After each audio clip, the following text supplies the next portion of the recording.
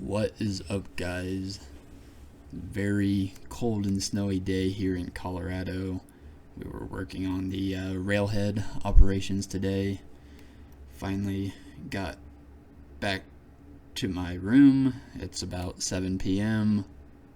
Figured I'm going to record a little podcast while I have some topics on my mind. This is just going to be a freestyle, potentially sensitive topic or topics. I don't really care, once again, if it offends you. It is something that I feel needs to be spoken about because I do not feel that anyone is speaking out about it, and I personally believe that somebody should. So, here I am. So, if everyone in the army is green, why are we promoting Hispanic, Native, Asian, Pacific Islander, Black, Heritage, or History months? Why are people of different pigments held to different standards in the army? I thought we were all green, are we not? So I'm going to be completely transparent here, and I don't give a damn what you say. Every single person is racist to a degree. I don't care what color or religion you are. I can guarantee that at one point in your life, you have been upset, angered, perhaps infuriated with someone of a different pigment and placed blame upon their ethnicity or the pigment of their skin for their actions. I often say, if you think otherwise, leave a comment, let me know, post your sources. I won't entertain an argument on this because I know that it is 100% factual. Every single person is racist to a certain degree. Every single person. And the Army claims that they want to stamp out racial inequalities. Well, I'm just a dumb old country boy, so what do I know? But to me, it seems like the best way to stamp out racial inequalities would be to quit promoting inequalities and promote your soldiers as equal. Because after all, every man is created equal, right? Every single person in this country has the same opportunities as one another. I don't care about the pigment of your skin. I don't care about your upbringing, your family.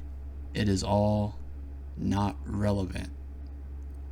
You have the same opportunities as every single other American citizen.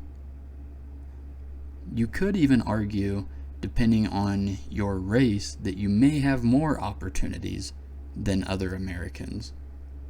I'm going to leave that at that. Now, if you're still listening before you go off on this whole, oh my gosh, you're a racist bullshit, let me explain something to you. I'm an American.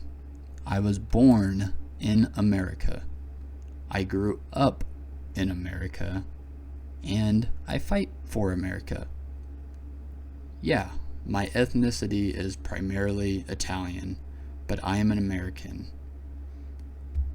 I don't seek to identify or set myself apart from my peers because of my ethnicity. Why do others not do the same? I really want to know, if you identify as something other than American and you were born and raised in America, please tell me why in the comments. I'm genuinely curious to know.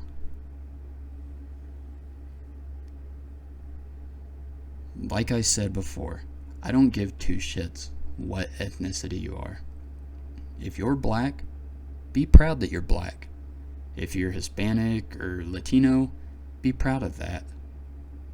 And apparently it's a crime if you're white to be proud of it, but fucking do it anyway. Be proud of who you are. Be proud of where you come from. In the company that I'm in here in the Army, my unit, we have a really diverse ethnicity pool. Yes, I'm kind of second guessing myself by saying that we have a diverse ethnicity pool, because I started off by saying, isn't everyone in the Army green? And I do view every single person in the Army as green. However, for the sake of argument, we're going to dive into this a little bit. So we have people that were born in other countries: Puerto Rico, Mexico, various European countries, and we even have one gentleman that was born in Africa. Never one single time have I ever looked at a soldier and given them any less respect than anyone else just because they have a different pigment, or perhaps they don't speak English as well. Maybe it's due to my occupational specialty, the unit I'm a part of, which I highly doubt, or other criteria.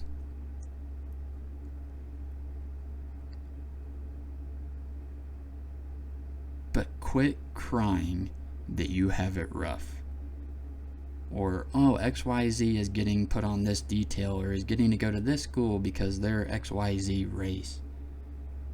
Put in the work. Shut the hell up and put in the work. Most importantly, yes, if you're a leader, your goal ultimately is to develop better soldiers, but most importantly, your goals should be to develop better human beings. Whether your soldier gets out of the Army in 2 years or 5 or 20 years, you should desire to develop each and every one of your soldiers into a better human being. So be a good human being. If you're a leader, set a freaking example. Individually, seek constant improvement. When you're given a task, perform it to the utmost of your ability. Don't be afraid to ask questions. What are they going to do? Smoke you? If you get smoked, and if anybody doesn't know, smoking is when you have to do some corrective action, physical task, such as like push-ups or air squats or whatever. If your leadership's going to smoke you for asking questions, you probably have some toxic leadership. Let's be honest. Now, if you go up and you ask some dumbass question like, oh hey Sergeant, where's what time are we doing this, when he just put out notes to you or something and you weren't paying attention because you were too busy on your cell phone or something, yeah, you deserve that. But don't be afraid to ask questions. There is and isn't stupid questions.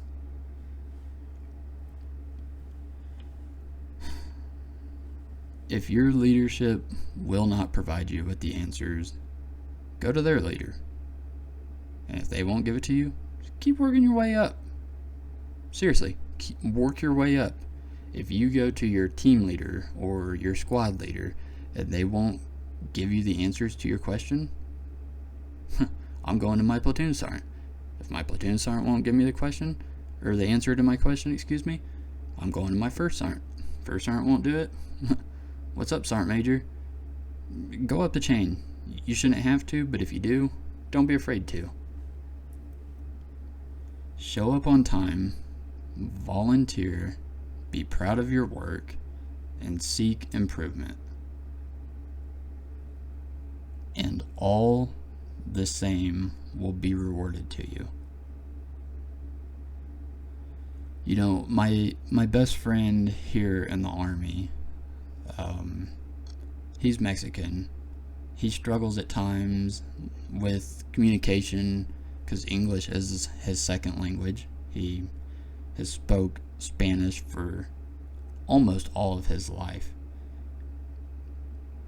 But do you know why he's my best friend here?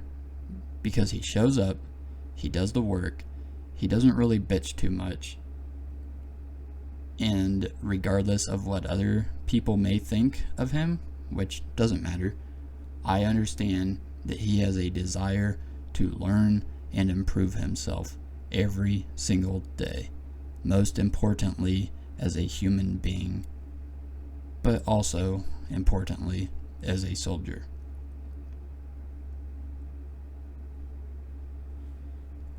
You know, I just got back from doing a little bit of shopping. I had to get some stuff for my dress uniform, my AGSUs, and it really irks me walking around and seeing all the propaganda displayed for XYZ History Month or whatever.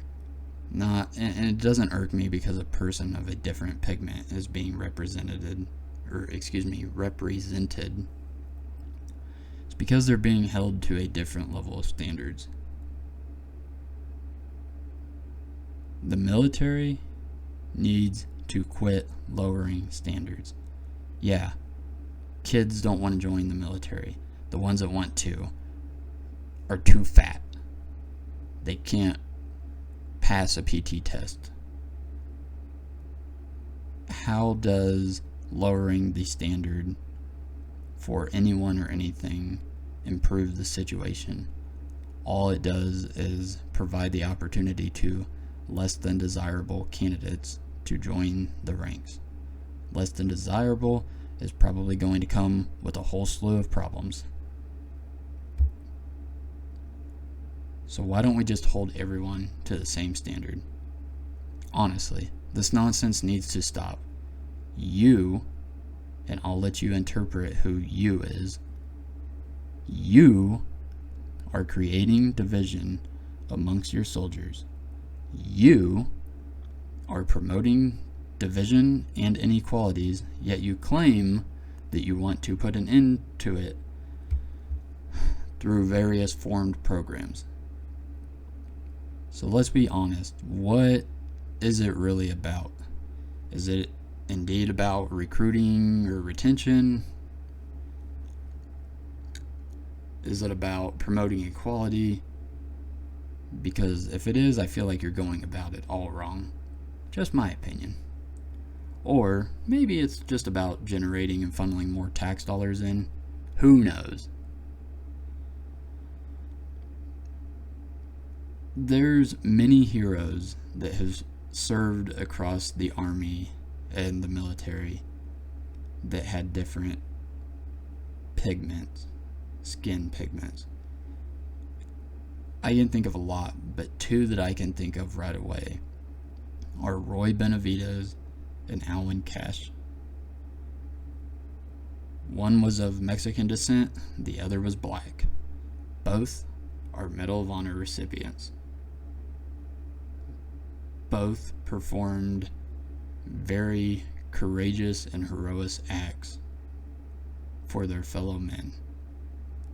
Guess what they wore on their uniform, on the front of their uniform across their chest? It said U.S. Army.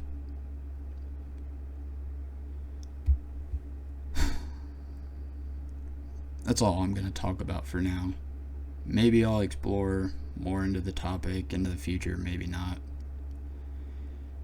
And if you're one of those people that are going to try and tell me you can't say that. You're not allowed to. You can't make political statements or this or that. I have the First Amendment right to freedom of speech, just like every citizen in our country. And I don't mean to be braggadocious or try to uphold myself here, but if you don't know me or you haven't served alongside me, you will likely understand by the ending of this episode, or at least I really don't even care if I hope you do, because I know what is true to me, that I will always speak out on what I believe to be right and what I know to be the truth, regardless of your rank. You know, what is the ninth commandment? The ninth commandment is you shouldn't bear false witness against your neighbor. And one of my favorite verses in the Bible, Proverbs 12:22, the Lord detests lying lips, but he delights in trustworthy people. And I interpret that simply as God values honesty and dislikes dishonesty. And who am I more interested in pleasing? Someone higher ranking than me, or my Lord and Savior, the creator of the universe? For me, it's a no-brainer.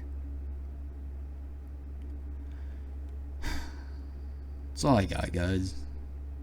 If you enjoyed this episode, please be sure to leave a like, and if you haven't already subscribed, I hope the truth was worthy of your subscription. Leave your comments below. Let me know what you think. And until next time, take care and God bless.